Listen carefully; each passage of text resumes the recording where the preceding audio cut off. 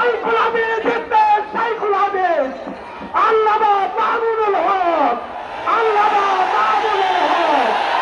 সংগ্রামী তাওহীদি জনতা, আল্লাহু আকবার, নারায়ে তাকবীর, আল্লাহু আকবার। বাংলাদেশ খেলাফত মজলিস জিন্দাবাদ, জিন্দাবাদ। মামুনুল হক এগিয়ে চলুন, আল্লাহকে সবার সাথে, আল্লাহ চায় আপনার সাথে। ধর্ম বর্ণ ভিন্ন মত, সবার জন্য খেলাফত। মামুনুল হকের ভয় নাই, রাজপথ ছাড়ি নাই, রাজপথ ছাড়ি নাই। নারায়ে তাকবীর।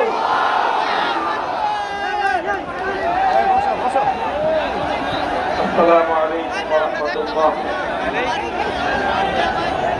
نحمد الله تعالى ونصلي على رسوله الكريم. أما بعد، أعوذ بالله من الشيطان الرجيم. بسم الله الرحمن الرحيم. ولا تركنوا إلى الذين ظلموا فتمسكم النار وما لكم من دون الله من أولياء ثم لا تنصرون. صدق الله العظيم. বাংলাদেশ খেলাফত মজলিস প্রতিনিধি জেলা শাখা কর্তৃক আয়োজিত আজকের গণসমাবেশে উপস্থিত সংগ্রামী সভাপতি, উপস্থিত বাংলাদেশ খেলাফত মজলিসের মোহতারাম আমির সাইফুল হাদিস হযরত মাওলানা ইসমাইল নূরপুরী, উপস্থিত বাংলাদেশ খেলাফত মজলিস ও সহযোগী সংগঠন সমূহের কেন্দ্রীয় ও জেলা নেতৃবৃন্দ, সমবেত বাংলাদেশ খেলাফত মজলিসের নেতা কর্মী, সর্বস্তরের তাওহীদি জনতা ও আমার প্রাণপ্রিয় নরসিংদী জেলাবাসী, আমি সর্বপ্রথম আল্লাহ পাক রব্বুল আলামিনের শুকরিয়া আদায় করছি যে মহান রব্বুল আলামিন আমাদের উপর থেকে, বাংলাদেশের মানুষের বুকের উপর থেকে জগদ্দল পাথরের মতো চেপে বসা জালিম স্বৈরাচারী নব্য ফেরাউন শাসক গোষ্ঠী শেখ হাসিনাকে অপসারণ করে এদেশের মানুষকে মুক্ত আকাশে নিঃশ্বাস গ্রহণ করার সুযোগ করে দিয়েছেন। আল্লাহুম্মা লাকাল হামদু ওয়া লাকাশ শুকর। এরপরে আমি শ্রদ্ধা করে স্মরণ করছি পুণ্যাত্মা ওই সকল বীর শহীদদেরকে যাদের জীবন এবং আত্মত্যাগের বিনিময়ে বাংলাদেশে আমরা দ্বিতীয়বারের মতো স্বাধীনতা লাভ করেছি।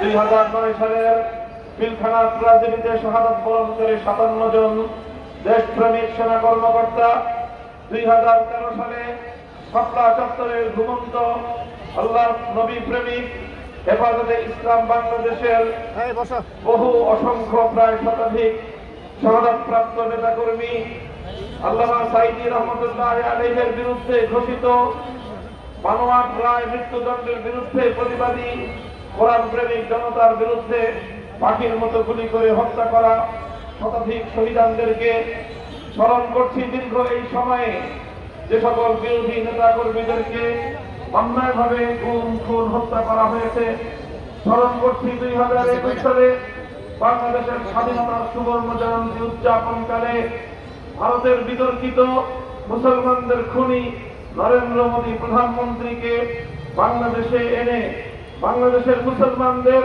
ধর্মানুভূতিতে আঘাত দেওয়ার কারণে হেফাজতে ইসলামের পক্ষ থেকে যে প্রতিবাদ করা হয়েছিল সেই প্রতিবাদে গুলি করে হত্যা করা প্রায় 25 জনের মতো হেফাজতে ইসলামের বীর শহীদদেরকে।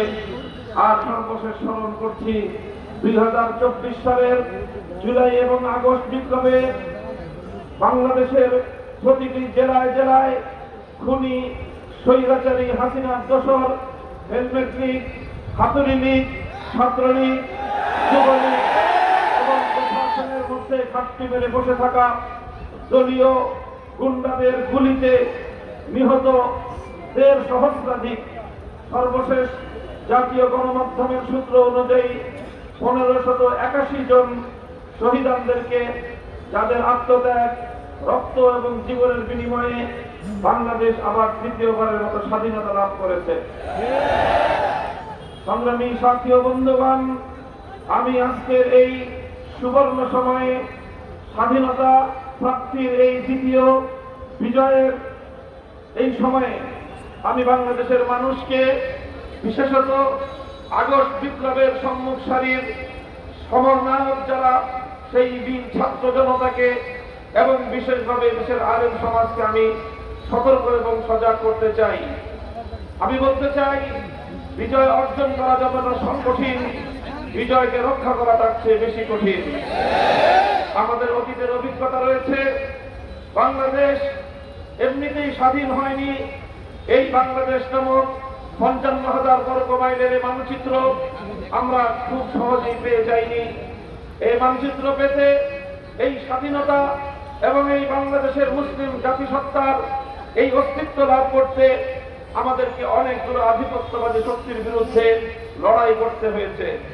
আমাদেরকে লড়াই করতে হয়েছে সেই ব্রিটিশ বেনিয়া শক্তির বিরুদ্ধে, আমাদেরকে লড়াই করতে হয়েছে পশ্চিমবঙ্গের আধিপত্যবাদী, সাম্রাজ্যবাদী এবং সাম্প্রদায়িক রবীন্দ্রনাথ ঠাকুরদের বিরুদ্ধে, আমাদেরকে লড়াই করতে হয়েছে পশ্চিম পাকিস্তানি খান পাঠানদের বিরুদ্ধে।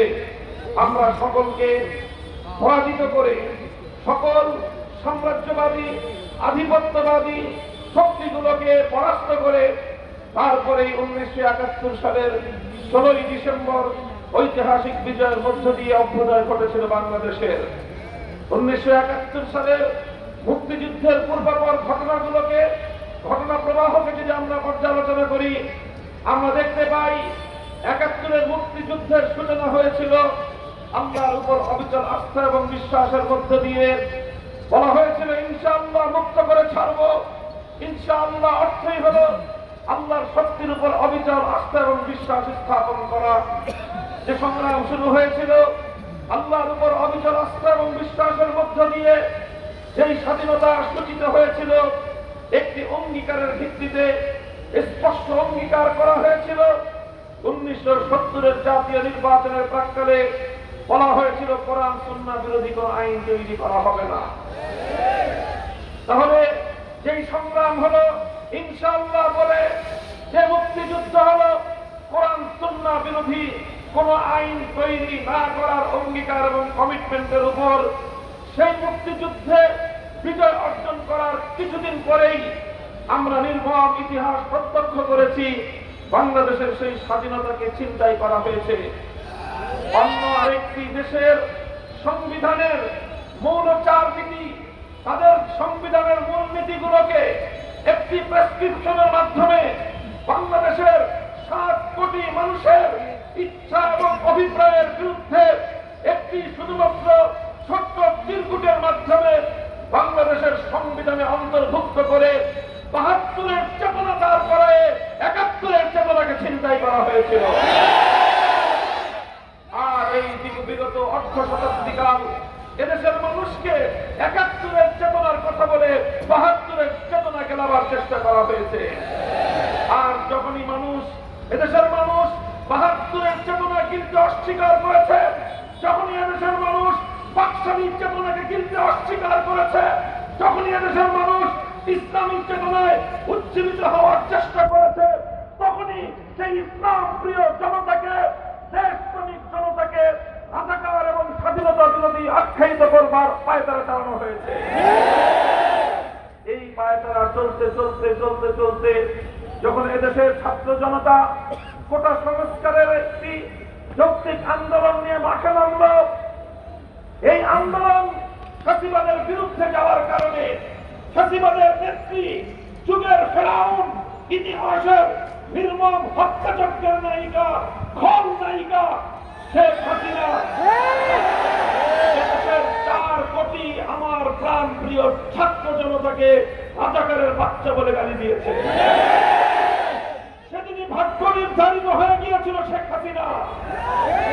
তারা দেশের মানুষকে নিয়ে ছিনিমিনি খেলতে খেলতে যখন 4 কোটি ছাত্রের বিরুদ্ধে সে অবস্থান গ্রহণ করলো, তারপরে আমরা কি দেখলাম? এদেশের প্রতিটি শিক্ষাঙ্গন থেকে, প্রতিটি বিশ্ববিদ্যালয় থেকে, প্রতিটি কলেজ স্কুল থেকে, প্রতিটি আলিয়া এবং কওমি মাদ্রাসা থেকে একটা অভিন্ন স্লোগান উচ্চারিত হলো, যদি অধিকার চাইলে রাজাকার হতে হয়, যদি বৈষম্যের বিরুদ্ধে কথা বললে রাজাকার হতে হয়, যদি ইসলামের পক্ষে কথা বললে রাজাকার হতে হয়, গোটা বাংলাদেশের 4 কোটি ছাত্র জনতা এক সুরে স্লোগান তুলে উঠলো, আমি কে তুমি কে, আমি কে তুমি কে। পরিষ্কার ভাষায় আমরা বলতে চাই, ৭১-এর সেই ঐতিহাসিক বিজয়কে ৭২-এর চেতনা দিয়ে যারা ছিনতাই করেছিলেন, ২০২৪-এর ৫ই আগস্টের ঐতিহাসিক বিজয়কে আবার তারা ছিনতাই করার জন্য নতুন ভাবে পায়তারা শুরু করেছে। আমরা পরিষ্কার ভাষায় আমাদের অবস্থান স্পষ্ট করে দিচ্ছি। আমরা বর্তমান ইন্টারিম গভর্নমেন্ট, অন্তর্বর্তীকালীন সরকারকে আমরা প্রথম দিন থেকে সহযোগিতা করছি, এখনো সহযোগিতা করে যাচ্ছি।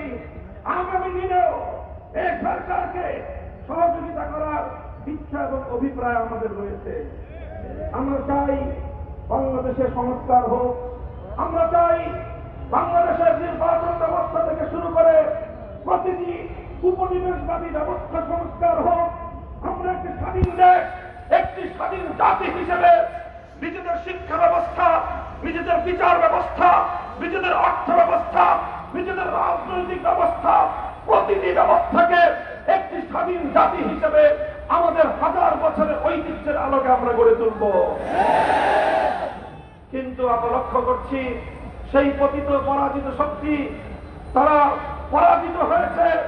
এখন তারা ষড়যন্ত্রের মাধ্যমে পেছন দরজা দিয়ে আবার চট করে বাংলাদেশে ঢুকে পড়বার ফায়সলা চালাচ্ছে। ফ্যাসিস্টের দোসরেরা অনেকেই এখনো প্রশাসনের বিভিন্ন জায়গায় ঘাটতি মেরে আছে, বিভিন্ন জায়গায় তারা সেই ফ্যাসিবাদের প্রতিনিধিত্ব করছে। তারা শিক্ষা ব্যবস্থায় বাংলাদেশের চেতনার বিরুদ্ধে বিভিন্ন শিক্ষা কারিকুলাম আমার সন্তানদেরকে জোর করে কেনাবার চেষ্টা করছে। আমরা স্পষ্ট ভাষায় বলতে চাই, কিছু কিছু জায়গা আছে সেখানে আমাদের নমনীয়তার কোনো উপায় নেই, আপোষ করবার কোনো সুযোগ নেই, ছাড় দেওয়ার কোনো প্রশ্ন আসতে পারে না। তার মধ্যে একটা হলো শিক্ষা ব্যবস্থা।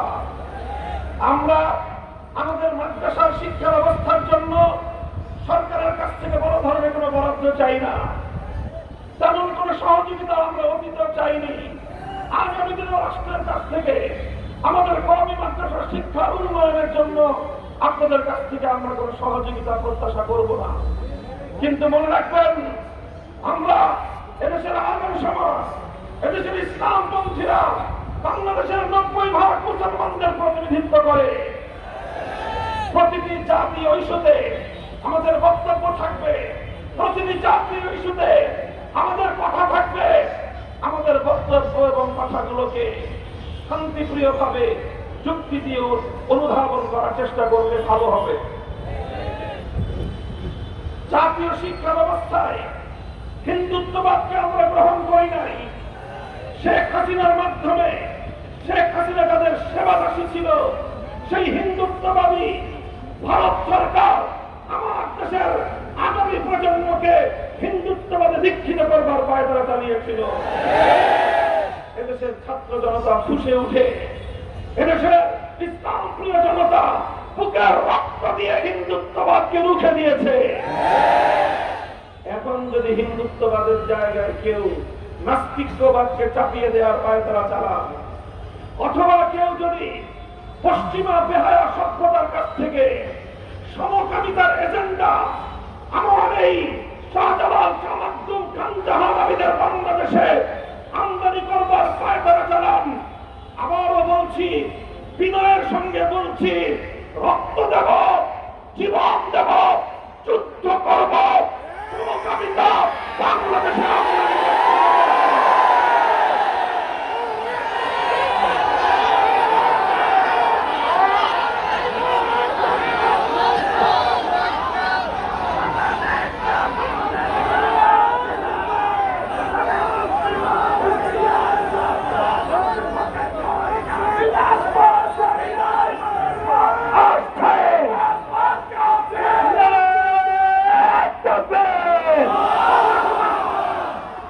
প্রথম কথা হলো এই ট্রান্সজেন্ডারের নামে সমকামিতার এই এই কালচারকে প্রমোট করে বাংলাদেশে কেউ জাতীয় শিক্ষা ব্যবস্থার কোন পর্যায়ে ভূমিকা রাখতে পারবে না। বাংলাদেশের মানুষের সেন্টিমেন্ট, মানুষের ধর্মীয় আবেগ অনুভূতিকে যদি কেউ আঘাত দেওয়ার চেষ্টা করে, আমরা যে কোনো মূল্যে সে অপশক্তিকে প্রতিহত করব। আমরা বাংলাদেশ সাম্প্রদায়িক সম্প্রীতির অনন্য দৃষ্টান্ত স্থাপন করে বাংলাদেশ, এদেশের সকল সংখ্যালঘু হিন্দু, বৌদ্ধ, খ্রিস্টান, উপজাতি সহ সকল সংখ্যালঘুদের যাদের নিরাপত্তা, মালের নিরাপত্তা, সম্মানের নিরাপত্তা, ব্যবসা বাণিজ্যের নিরাপত্তা সহ ধর্ম পালনের স্বাধীনতার নিরাপত্তা রাষ্ট্র রক্ষা করবে, প্রশাসন রক্ষা করবে। রাষ্ট্র এবং প্রশাসন প্রয়োজন মনে করবে অতীতের মতো আগামী দিনেও এদেশের আলেম সমাজ রাষ্ট্র এবং প্রশাসনকে সহযোগিতা করবে। সংখ্যালঘুদের ধর্মীয় অনুভূতিকে যেমন আমরা শ্রদ্ধা জানাবো, সংখ্যালঘিষ্ঠ 90% মুসলমানদের ধর্মীয় অনুভূতিতে যদি কেউ আঘাত দেওয়ার পায়তারা করেন, একচুল পরিমাণ ছাড় দেওয়ার সুযোগ না। ভারত কয়েকদিন পর পর আমাদের প্রিয় নবীর ইজ্জত দিয়ে ছিনিমিনি খেলে নুপুর শর্মার ঘটনার রেস কাটতে না কাটতে রামজি মহারাজ নীতিশ নারায়ণ রানে তারা আমার নবীকে কটাক্ষ করেছে। হিন্দুত্ববাদী মোদী সরকার আজও পর্যন্ত তাদের বিরুদ্ধে কোনো পদক্ষেপ গ্রহণ করেনি। গোটা ভারত জুড়ে মুসলমানদের রক্তে আগুন লেগেছে। ভারতের মুসলমানদের রক্তের আগুন বাংলাদেশেও ছড়িয়ে পড়তে শুরু করেছে। আমরা আমাদের সরকারকে স্পষ্ট দাবি জানাতে চাই, প্রয়োজনে ভারতের রাষ্ট্রদূতকে তলব করুন, নিন্দা জানান। যদি এরপরও তারা পদক্ষেপ গ্রহণ না করে, প্রয়োজনে ভারতের সঙ্গে কূটনৈতিক সম্পর্ক ছিন্ন করুন, রাজনৈতিক সম্পর্ক ছিন্ন করুন, ব্যবসা বাণিজ্যের সম্পর্ক ছিন্ন করুন।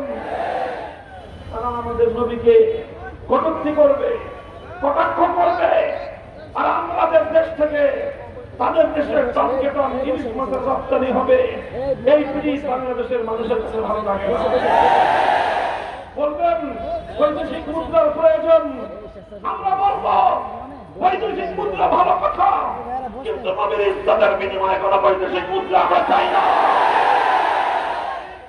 সরকারকে বলবো ধর্মপ্রাণ মানুষের সেন্টিমেন্ট বুঝবার চেষ্টা করেন।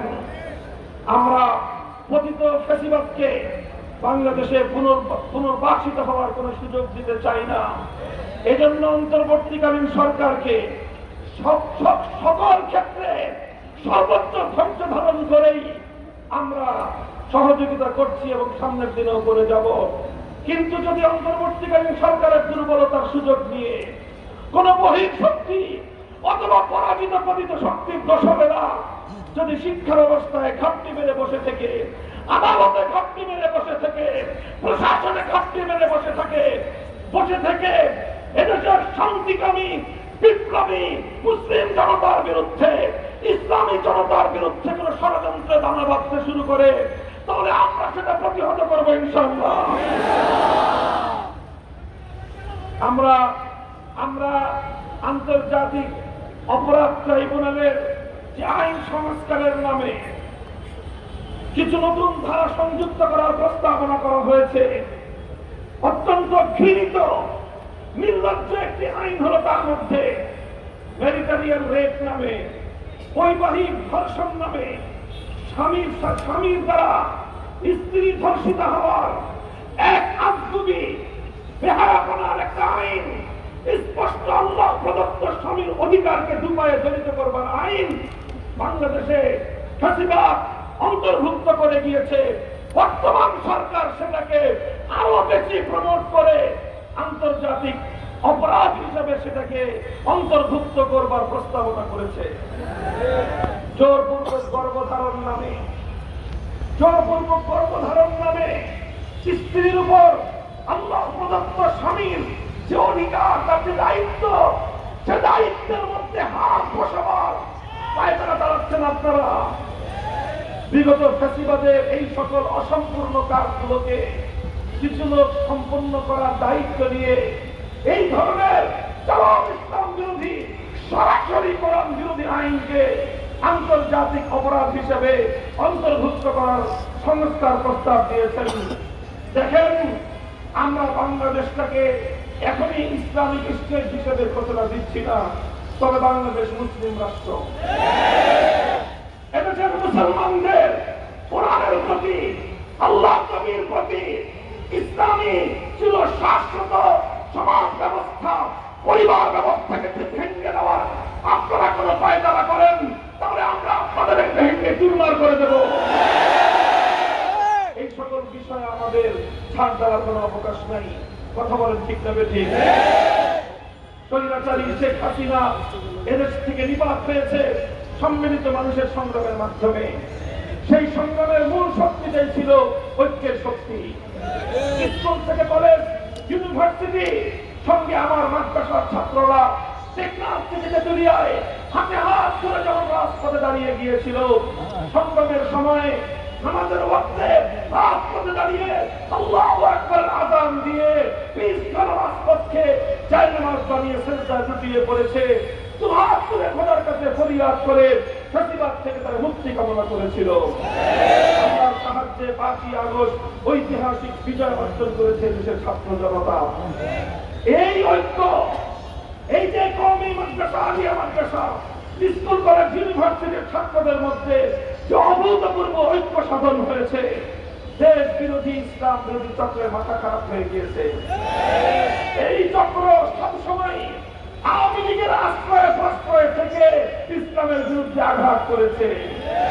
এখন আওয়ামী লীগের পতনের পর তারা ডক্টর ইউনূসের উপর ভর করার চেষ্টা করতেছে।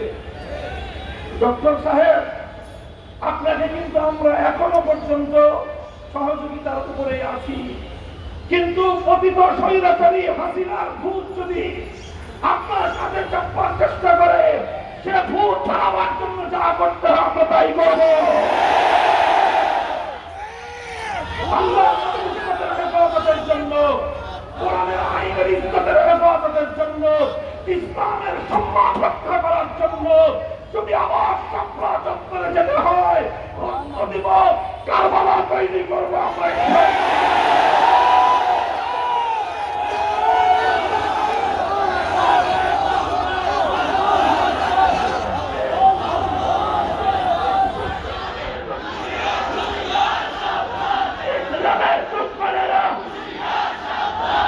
একটি বৈষম্যহীন সমাজ, ইনসাফপূর্ণ একটি সমাজ কায়েম করতে চাই। আপনার সবাই সকলে বলেন ঠিক না বেঠিক?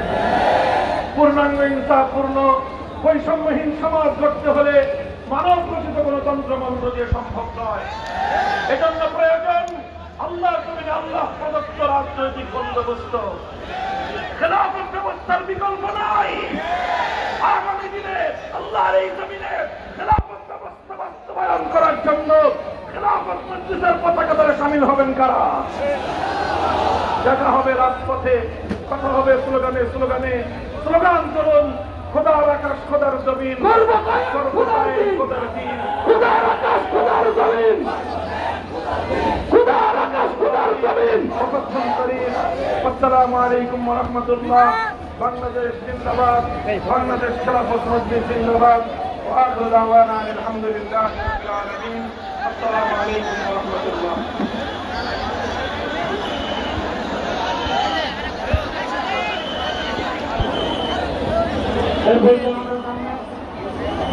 আমিরে মজলিস আজকের এই গণসমাবেশের সম্মানিত প্রধান অতিথি আল্লামা ইসমাইল নূরপুরী সংক্ষিপ্ত বক্তব্য এবং